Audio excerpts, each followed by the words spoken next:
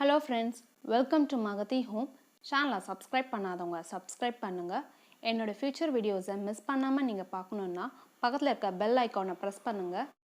குழந்தைகளுக்கு 6வது மாதம் தொடங்கின உடனே திட உணவுகள் கொடுக்க ஆரம்பிப்போம். நம்ம கொடுக்குற சாலிட் ஃபுட் வந்து அவங்களுக்கு ஈஸியாக செரிமானம் ஆகணும். வயிற்று வலி ஏற்படுத்தக்கூடாது, வயிற்று உபசமும் ஏற்படக்கூடாது, வாந்தியும் எடுக்கக்கூடாது, கேஸ் ஃபார்மேஷன் ஆகக்கூடாது. எளிதில் செரிமானம் ஆகக்கூடிய ஒரு உணவை தான் நம்ம இப்போது பார்க்க போகிறோம். அதுதான் ஆப்பிள் பியூரே. வேக்ஸ் எல்லாம் இல்லாமல் ஒரு ஆப்பிளை வந்து நான் தேர்ந்தெடுத்து எடுத்து வச்சுருக்கேன்.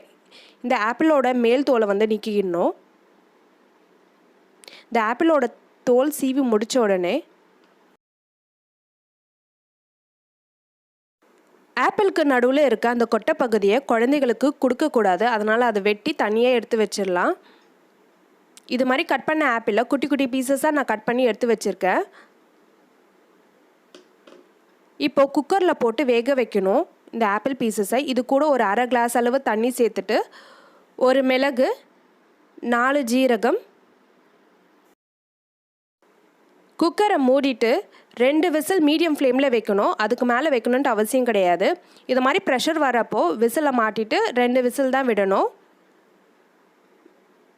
விசில் வந்த உடனே அந்த ப்ரெஷரை ரிலீஸ் பண்ணாமல் ஒரு 5 நிமிஷம் குக்கரை டச் பண்ணாமல் அப்படியே விட்டுட்டா அந்த ப்ரெஷர்லாம் வந்து அதில் வந்து செட்டில் ஆகிடும். குக்கர் மூடியை திறந்துட்டு வேக வச்ச ஆப்பிளை மிக்ஸி ஜாரில் மாற்றிடலாம். இது கூட அந்த வேக வச்ச ஆப்பிள் தண்ணியும் சேர்த்துக்கலாம்.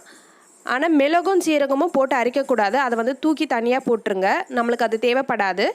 இந்த தண்ணியை சேர்த்தே நம்ம ஆப்பிள் பியூரே வந்து ரெடி ஆகிடும்.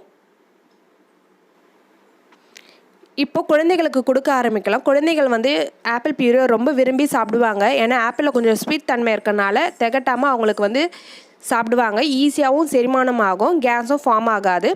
வேக வச்ச ஆப்பிள் தண்ணி மீதம் இருந்தால் இதை குழந்தைகளுக்கு கொடுக்கலாம். இந்த வீடியோ உங்களுக்கு பிடிச்சிருந்தா உங்கள் ஃப்ரெண்ட்ஸ் கூட ஷேர் பண்ணுங்கள். மீண்டும் நான் உங்களை இன்னொரு வீடியோவில் சந்திக்கிறேன்.